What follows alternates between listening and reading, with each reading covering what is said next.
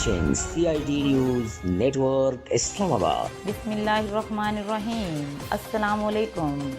CID news network Islamabad के साथ मैं हूँ जाहिदा शाकिर। आज की ताज़ा तरीन खबरें।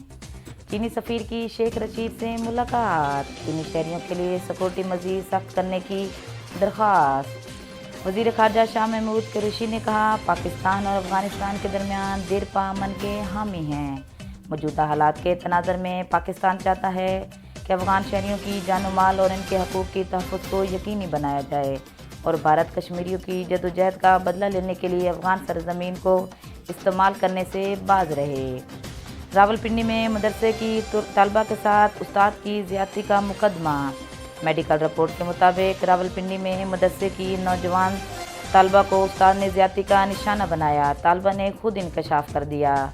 वाक़े का मुकदमा दर्ज कर लिया गया। मुलज़िम की गिरफ्तारी के लिए छापे जारी। मरियम नवाज शरीफ के बेटे जुनैद सफदर के निकाह की तकरीब लंदन में। निकाह में साबिक़ वज़ीर आज़म और दीगर नून लीगी नवाज शरीफ और दीगर नून लीगी रहनुमा भी शामिल। PTI के हामी भी पहुँच गए। PTI कारकुनों को व्हाट्सएप के ज़रिए बुलाया गया था। कोरोना की चौथी लहर के दौरान मुल्क में वायरस के फैलाव की शरह में मुसलसल इजाफा।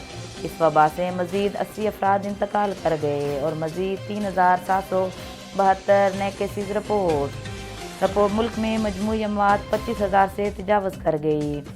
पाकिस्तान ने वेस्ट इंडीज़ के खिलाफ दूसरे टेस्ट मैच में फवाद आलम ने 124 रन बनाए और नॉट आउट रहे, जबकि पूरी टीम ने पहली इनिंग्स में 302 रन और 9 खिलाड़ी आउट पर डिक्लेयर कर दी।